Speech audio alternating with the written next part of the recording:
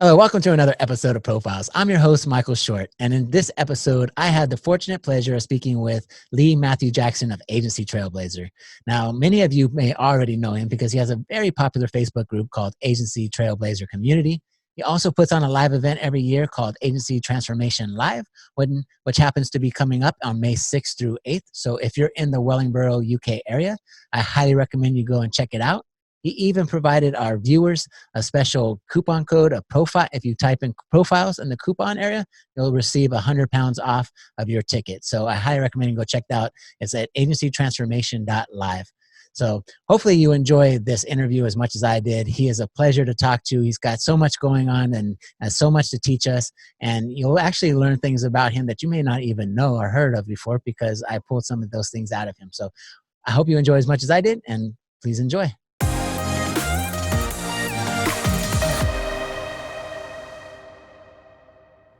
All right. Welcome, Lee, to the show. I'm glad to have you on. Thanks, man. I'm just checking out your mustache, and I'm a little bit envious of that little twist you've got going on there.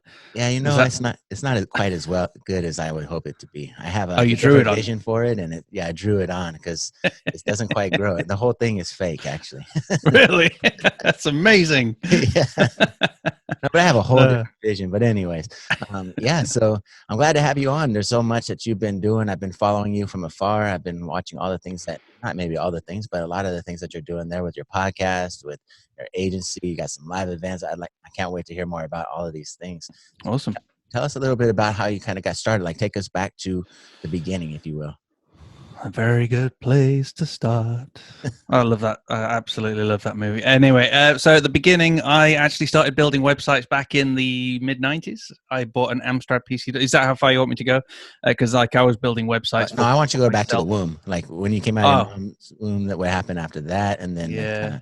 Well, they did think I was the first recorded case of Ritter's disease in Canada because they kept feeding me penicillin, and then they realized I was actually just allergic to penicillin. So, okay. So there's that story. But yeah, I started building websites in the 90s, and I was like, I love building websites. I love computers because I bought this Amstrad PCW. You guys in the States probably don't even know what that is. And I ripped the whole thing apart and figured out how it worked, and then decided I was going to start a printing company, even though I loved building websites. But obviously I then went down the track of building websites and built many websites over the years, but ended up having to get jobs all the time because it was just this consistent feast and famine.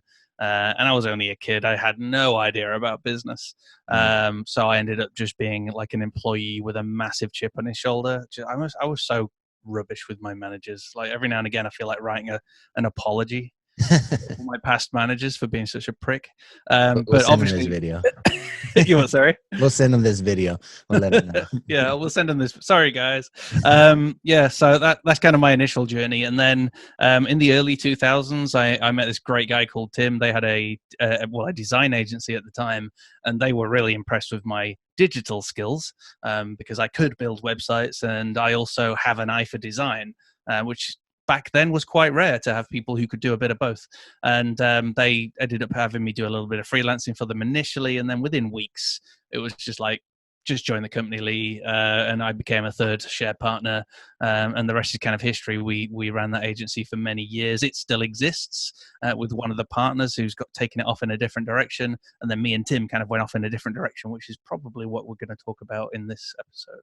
Awesome. I can't wait. And, are you alluding to the WAS that we were talking about before? Absolutely. WAS. Oh, I can't wait to hear about all that. Cool. So from the transition and of working in an agency, being in an agency, how did you get into the podcast scene? What kind of inspired me? Yeah. Well, I've listened to podcasts for many years, and I can talk, as you know, and yeah. I didn't have the tech back then for video, and I wasn't really sure how to approach video. But I'd been listening to John Lee Dumas for many, many years, and right back in like episode 100 or something like that. And by then he was already on episode 1000. I have no idea what he's on now. And he had a course, Podcasters Paradise course. So I bought that. That was more money than I could afford, but I bought it and I went through it. and followed every single step that he said about recording 3 episodes, telling people you're going to do it, making a countdown, all that sort of stuff, and then pushing it out. But the reason I was doing it was because I had no way of standing out. So I'm a developer at this point. I've kind of moved on from the original agency that we talked about back in the early 2000s, and this is now 2012. And I want to do what I did in that agency, but for loads of other agencies, which has basically become like a digital department for design agencies who don't have the web specialism. So I'd be like the extra bit they were missing. But I didn't know how to stand out, simply because if you go to Upwork, or if you go to People Per Hour or wherever, or even just like put on the Facebook, does anyone know a web developer? Probably somebody does. So how the hell was I going to stand out as someone who had a very unique message and to build a unique audience? And the only way I could think of doing that was through a podcast, which is exactly why I went through that route. I would flip this on you and say, why are you starting a podcast? No, I was watching you and I thought, I need to be doing this. So, copying. My answer to that is because two reasons, actually. Getting more exposure, get people to know more about WASP Pro and stuff. But more importantly, I think it's all about getting people to know about everybody else, because I think what happens with social media, we get behind the keys and behind the screens, and we don't really get to feel like we get to know each other on a deeper level. And I feel like video does that for us. And so it was just my way of trying to contribute to the community and just, get people on camera and get to know about. I like it. Yeah. Yeah. Well, for me, I was hiding for many, many episodes, not in front of the camera. I just wanted to use my voice. Another reason as well, selfishly, was, and I think I've confessed this a few times on the podcast, I wanted to actually get to talk to certain people that I couldn't afford to talk to. And I wanted to ask them questions that I needed to know the answers for.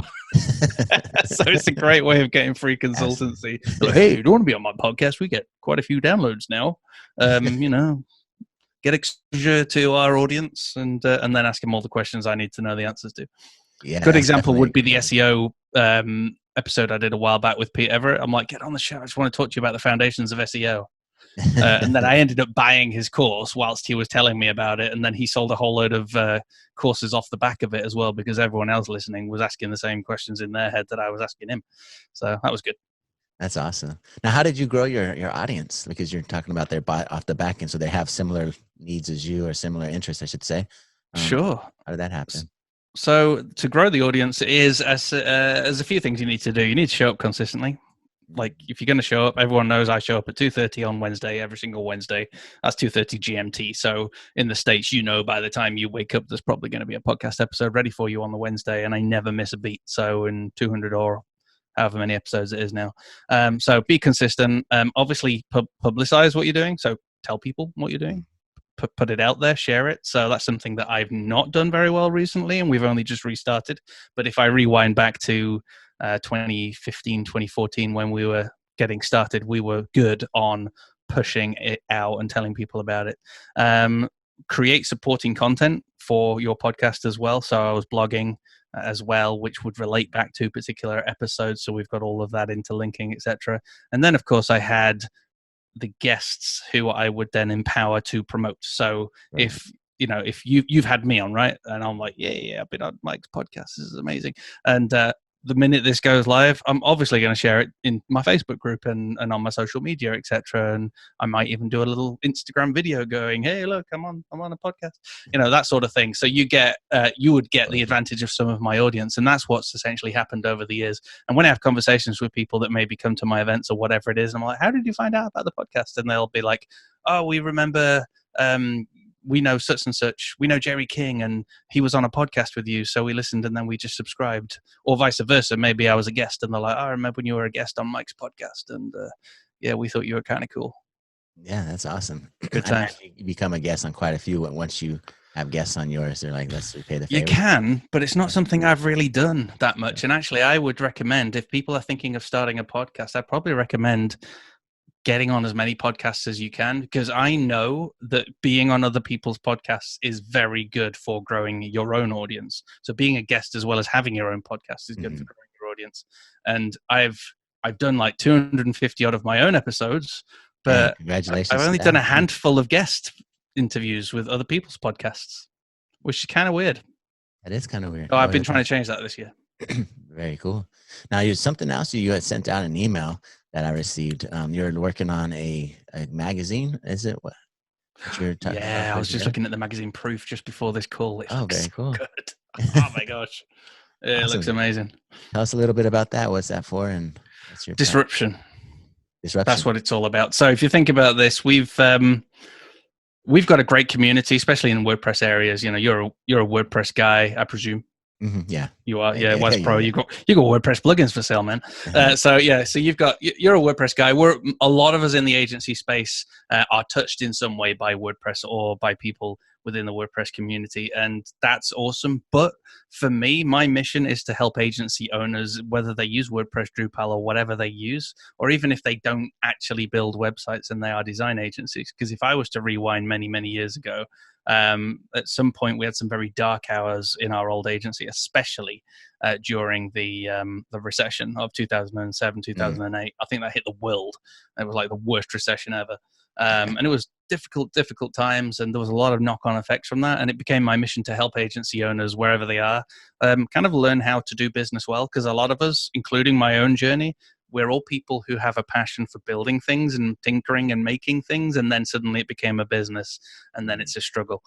So for me, it was very much going down that channel of, I'm going to create something that will educate people. The problem is I've kind of peaked in the audience tracks that I currently have, or the marketing verticals I have. You know, there's only so many more people in WordPress that want to hear about Lee, and there's all these other people in the WordPress circles as well, which are equally as valid and equally as valuable. And I don't want to continue to contribute to the noise. Like, if people really like Mike instead, just follow Mike and don't consume everyone else's, because it just gets too much. So what I wanted to do is kind of show all of these other people that don't even use WordPress, aren't even aware of these amazing Facebook groups or everything that's going on, and show them by smacking a gorgeously printed magazine on their doorstep that there's this whole other world that they're not a part of. And I've got a database of 6,000 agencies around the UK, and then we've got global agencies that we're going to send digital copies to.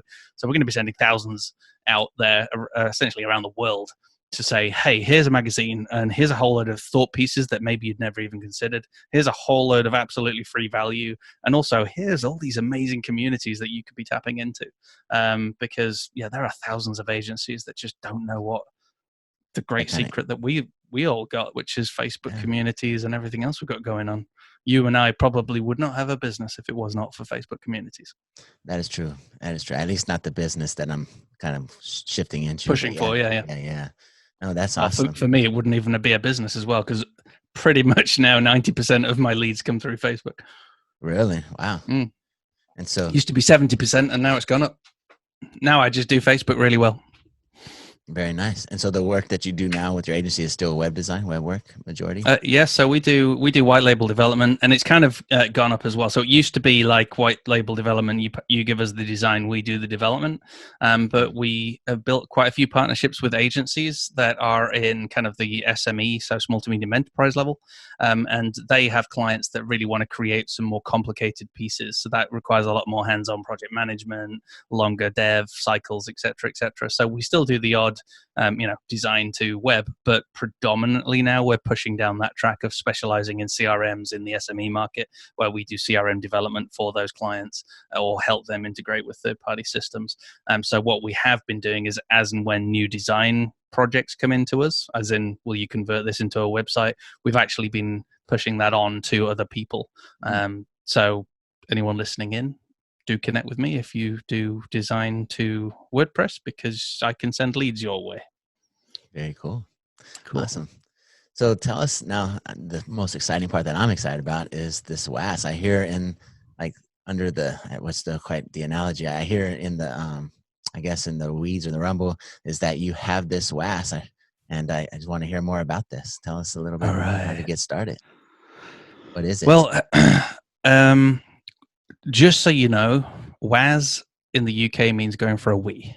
So every single time I hear the word WAS, it's not whiz, it's WAS over there. I'm going to go for a WAS. Well, at least it was up north.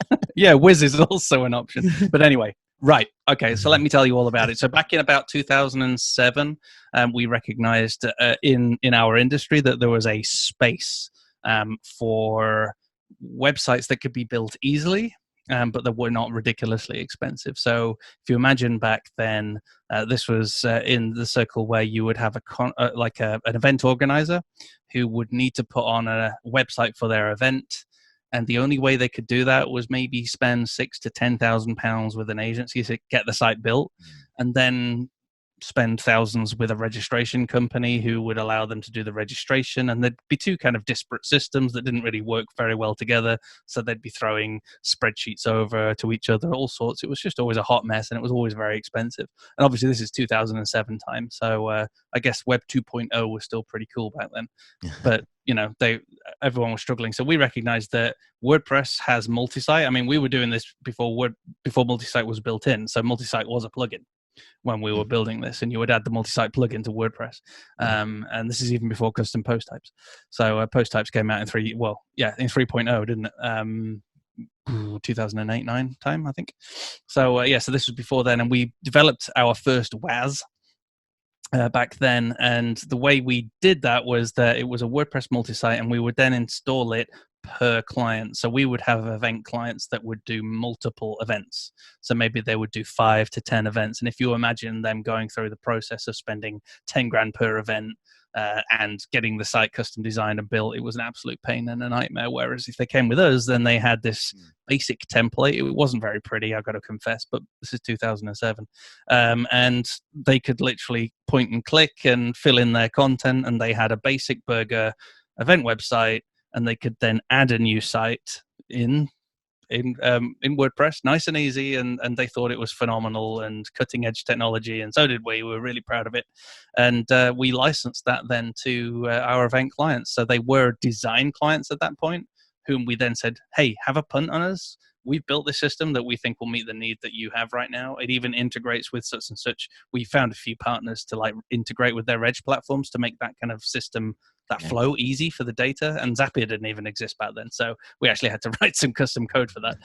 But we did that, and we were really pleased with it, and it was really successful for us, to be honest. So back in 2007, 8, 9, during that recession, although we were struggling on one side of the business, on the other side, we'd found our this thing that we knew would take off. And it took a long time to take off. It took a few years for it to really take off, and for it to actually now, which it is, become its complete own business separate from the original company, because it got that big. But originally it took a while, but it was just something for us that was an idea where we saw the problem, we saw the need, we were already in the industry, we already had the clients, I already had the technology at my fingertips, i.e. multi-site, etc. I already had the expertise. We employed a few people in, and we built the platform and went for it. The massive mistake we made, though, is that we tried to build everything in really early on. So for the first few years, I tried to add every single feature I could possibly think of. I tried to add email marketing systems and all sorts of stuff, hand coding it. Can you imagine trying to hand code your own version of MailChimp? So I'm an idiot. So that's what I was doing as well. So that's kind of why our initial growth was stunted and slow, because I was trying to add more stuff to it. And that was obviously very buggy, because I'm trying to do things that people who've got millions of pounds can do on a budget. And I'm trying to roll it out. So the minute we reined it back and simplified the platform to key features that we knew people needed, that's when everything took off. I see a lot of people doing that in the WAS community. They get so caught up on building out their features and tool sets and I think, to me, I feel like it's a crutch, because we most of us are developers in some shape or form, and that's why we want to build this WAS, because we want to create a system that's easy to sell in its essence, because you have templates that people can just sign up for and so forth. And so you think that if you build it, they will just come. Do you feel like during that process, maybe you were holding back because it was a crutch and you just felt more comfortable on the development side than it was sales? So I just wanted to develop. Yeah, absolutely right. I'm a developer. And back then I didn't even think I was a sales guy. In fact, it was doing a podcast that made me realize that actually I am a sales guy and always have been, because conversation is how you sell. So building up relationships and friendships is the best way of selling. And since I've learned that, and we rock up at people's places. But for me, yes, I was holding back. I was proud of the product, but I always thought I could do more. And therefore the temptation to continue to work on it was bigger than going to talk to prospective new clients or going to an exhibition to show off the features of our product, etc.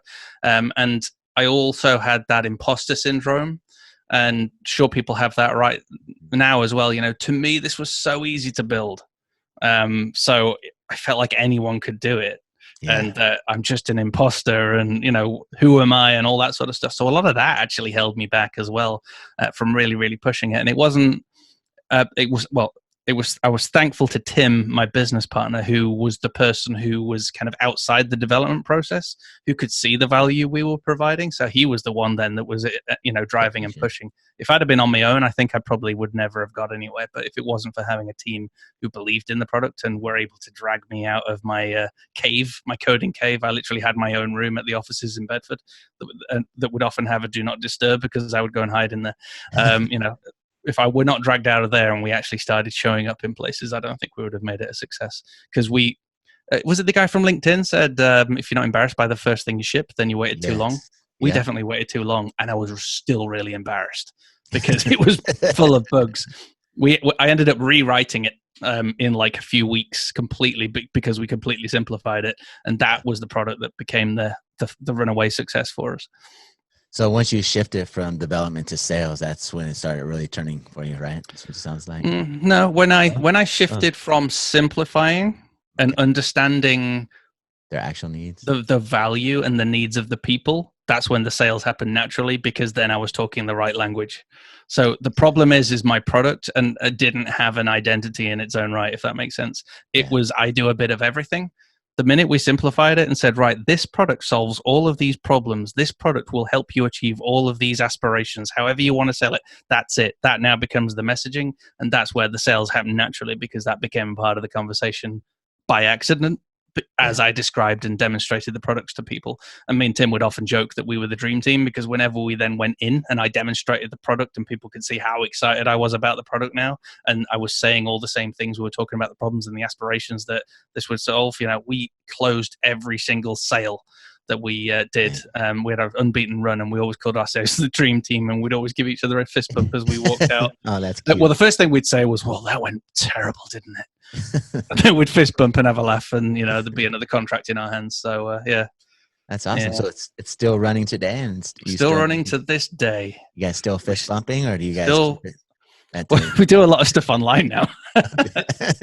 Because it's easy. A lot of our clients now are very happy, or prospective clients are actually very happy to just meet online, because obviously we've got more global clients. So it's harder to rock up at the office to a global. We can't go to Indonesia, for example.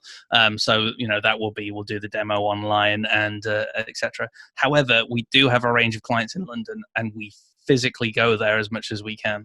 I heard a really good phrase recently: if you want to grow there, go there. And I don't know who said it. I know the guy who told me it. He doesn't know who said it, I don't think either. But I'm like, holy crap, that's amazing, because that's exactly what we do. We like to rock up physically at the clients who use us in the UK, because we want to be there to help them use the product that we've developed, to understand what their needs are so we can develop the product further, but also really importantly to offer extra services, because people think that a WAS is actually this really easy thing that if I can just sell 100 plumber websites, I won't ever have to work again and I can live at Disney World. But actually, that's not the best way of starting a WAS. This is your passion. This is something that you want to do for the plumber industry. And when you talk to your clients and when you can offer them extra value, you'll probably find there are all sorts of extra things that they need. So, for example, we've been able to upsell all sorts of extra services on top of our WAS to our clients, because we rock up and we hear the problems that they have. If, for example, they love the fact that they have this system that they can build websites, but for some departments, that takes them away from doing what's even more important to them, which is sales or marketing. Mm-hmm. So we've now created a service on top of the WAS, which is we will do the site for you. So we're using the tools we've developed, and it takes us seconds because we develop the tools. We know how to use the program, and they just give us the stuff. So now we've been able to create something by showing up in the hallways of our clients and having these really important conversations, showing them we care. We can then find where their pain points are and offer them extra value, offer them more services. And that actually adds way more profit onto our top line there, because we can offer all of these extra services. We've done tons of integrations as well for people. We integrate with Zapier already, but there are many event organizers, for example, who will use CRM systems I've never even heard of. but it will have a database or something like that, so we can at least connect to that source and then work it out. So there'll be jobs in that as well. And obviously, as you know, that's not going to be a cheap job. That's going to be something that takes time and effort and team. So yeah. How many people would you say you have on your platform? How many? Well, we have. I don't know how many right now. I'd have to ask Ed for that. But we have powered over the last. How many has it been? Over the last 10 years now. I think the last number I read was about 2,000 websites or 2,000 events we've powered. So we're pretty proud of that. And it's probably even more, but let's just be conservative at 2,000. That's nice. Awesome. Congratulations on that. That's insane. Thanks, man. It's amazing. Yeah. I am thrilled by the whole thing, to be honest. It's been wonderful. I'm thrilled to see the WAS scene, as it were, build up, because I can't remember, like, there was nothing, like 2007. Well, it was earlier than that when we started the initial build. Like, there was nothing out there. Yeah. There was just a plugin for WordPress multi-site, which I took a punt on. It wasn't really that stable either, and there was no Facebook forum setting for the support, etc. And it was just a kind of a bit of a punt. And I wasn't even sure if WordPress was going to be the right platform. I did actually do a first version in Drupal back then, but I just found it too limiting. It had custom fields back then, but I was finding it too limiting with regards to theming and stuff like that. So I took a punt on WordPress.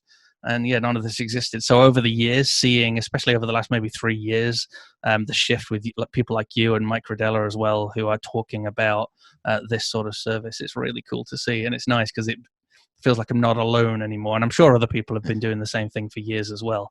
But it's only been recently that I've realized, oh, other people are doing this. That's amazing. Let's go learn from them. Or what can I teach? Yeah. Because there are lots of lessons I've learned from this. There's a lot. People are becoming more and more aware of it and realizing that there's an opportunity here, but they don't know where to start. I think there's a lot of people are scared about this whole multi-site thing because they're just not comfortable. They never used it before. They don't know where to start. And so you have a little bit of that. And then you get people that jump into it, and then they have, the hesitancies of they feel comfortable, like we're talking about, as a developer. So they get stuck on that. And then what turns out once they get done building their WAS, what I'm finding in the group is they'll move on to another shiny object, whether that be another WAS, or they're like, okay, that didn't work for me, I'm going to move on to something else.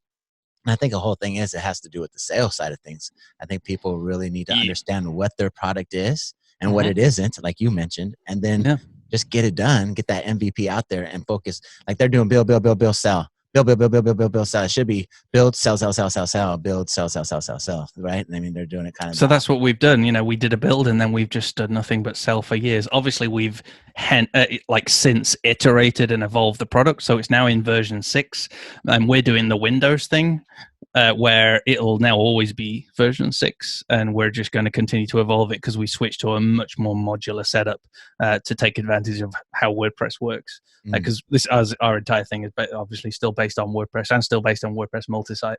So that's the way we've gone. But like you said, back then, when I was really trying to build it, I was just doing build, add more. Oh, I've had a new idea, do more. And then I had no real understanding of what product I had or what I was doing. And people they don't give this enough time. So they don't focus on that identity area. Your product, your business, and you all have this kind of identity that people will associate with it, and they will see that product and they will understand that product will help them with their dreams, their aspirations, and solve their problems. A great example would be, I've literally just paid $230 before this call, actually. I bought InVideo on an AppSumo deal a while back, and I'm like, yeah, this is great, but we're always like cutting it fine with regards to how many videos I can download. And I'm just like, sod this. They've got all these premium templates. They've got all these extra features for $230 a year. Every time I look at the brand, I know that InVideo is going to solve my video or my animation problems across all my different businesses. We push out all sorts of content. We're going to promote the event, etc. They're speaking my language. They know what they are. They're not trying to be all things to all people. They're just being a very specific social media video creation tool. Does what it says on the tin, etc. And they're also doing that whole kind of recapture. They're selling. They're showing up in my Facebook feed. They keep reminding me they exist until 15 points of contact later, I've bought the freaking product, even though I've got a lifetime license for it. So sell people. Yeah, that's the key there. Yeah. Speaking of going where you want to grow, I want to flip it a little bit. If you want to grow, you need to go to your live event. Talk a little bit about your live event that you're Yeah, putting on. so go buy your tickets now. Yeah, Oh, sorry. it's Right. all So over. let me tell you about the event then. So many years ago, in a land far away, actually 20 miles down the road, I was a very stressed out agency owner, and I was working 18-hour days. I was I was definitely working 7 days a week sometimes. It would not be unusual if I would have worked until 4 a.m. Mm. and then got up at 7 a.m. Uh, to to cover a go live. So I could then be there for another whole day to deal with any issues. Basically, I was working up till 4 to get everything finished that needed to be finished for the deadline, getting 2 hours sleep, and then I'm up again, supporting the client through an entire day, sometimes till midnight the following day. I had my team members all over the world and that they were getting stressed. We were all getting stressed, and I had a really horrible work-life balance. And my family, my wife, she was struggling with it all. I was struggling with it all. My mental health was struggling with it all. It was a pretty big nightmare.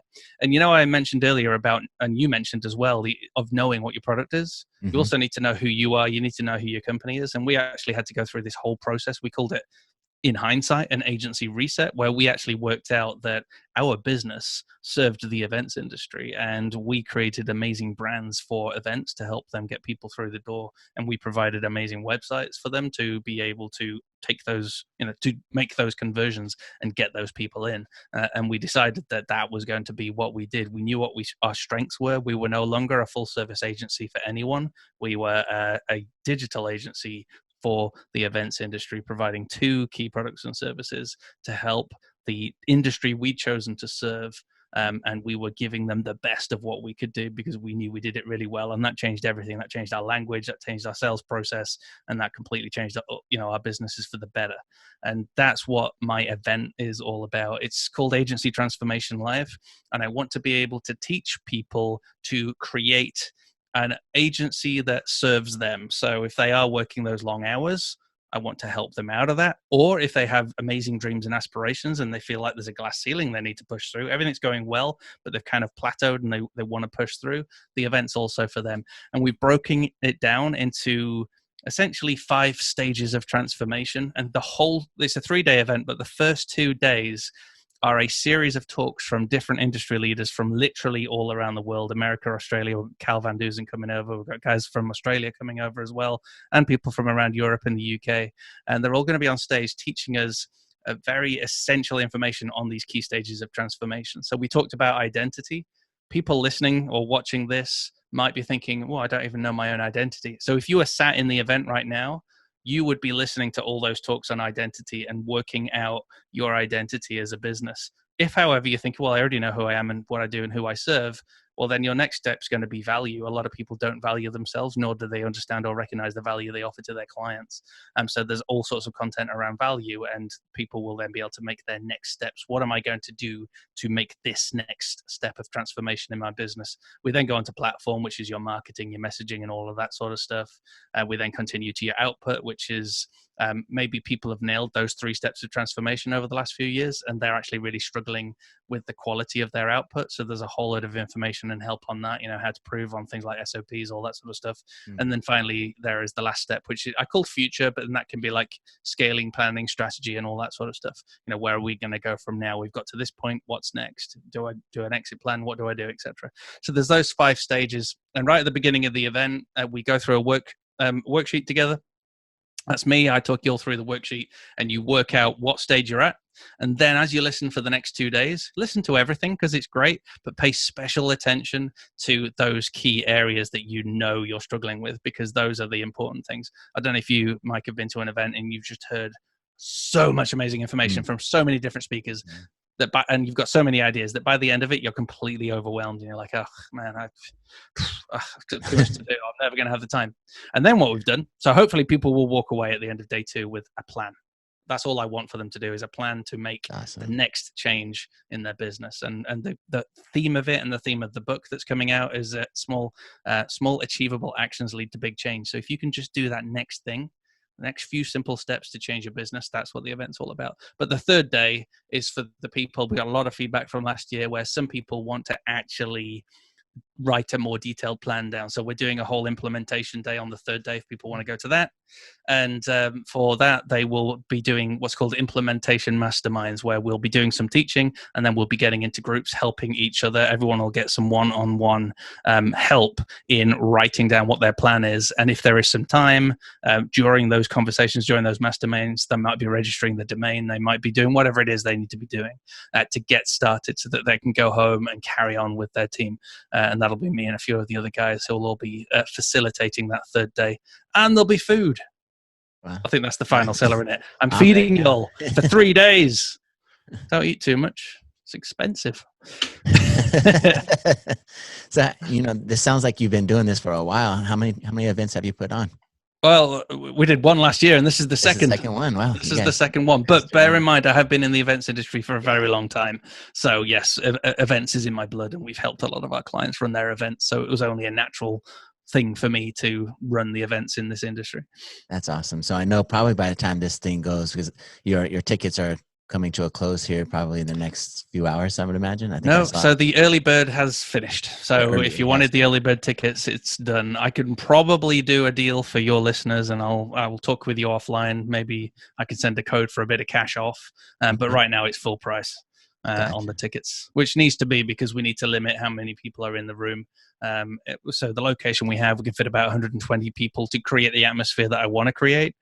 We could fit 300 people in there, but then it's not the same event. So we want to make sure that we create the same atmosphere that we created last year, which was wonderful.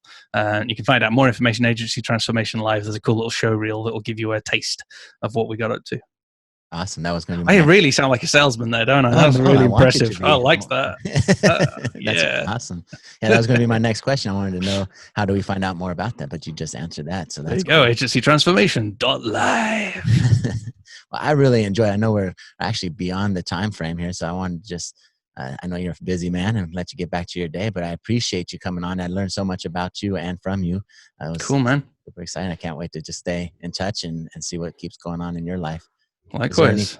How else can other people learn more about you and hire your services or see your WAS? Probably the best place to go right now. It's like a very simple page is leematthewjackson.com. I literally slapped it together at the beginning of the year because we're adding more and more brands to what we do. We've just launched 2 new businesses as well that not many people know about.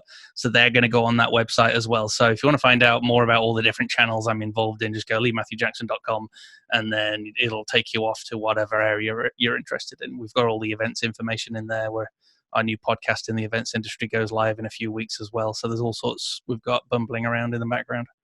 And for those of us in the WAS community, is your WAS link in there as well? Yeah, that's the Event Engine one. Okay. And also, if you Google Agency Trailblazer, you'll find our podcast. Or if you put Agency Trailblazer into Facebook, you'll find our community as well, which I believe you're an avid member of, Michael. I am. Better be.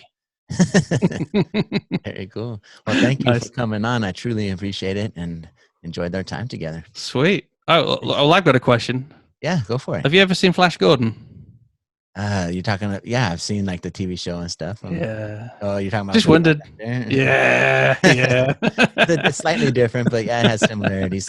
Actually, the whole thing came from Blitz. My agency is called Blitz Industries.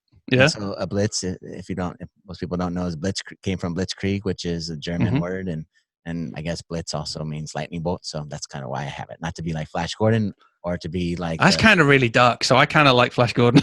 Well, the concept of Blitzkrieg is that it's a full force attack, and that was the concept with the marketing, like go after your industry with the full force attack. So that definitely appeals to some people. I just feel like I want to cry now. Watch out before you get shot. Marketing. Sorry. Very cool. Nice thanks again, man, and I hope you have a great day. And I'll talk soon. Take care. Cheerio. Yeah.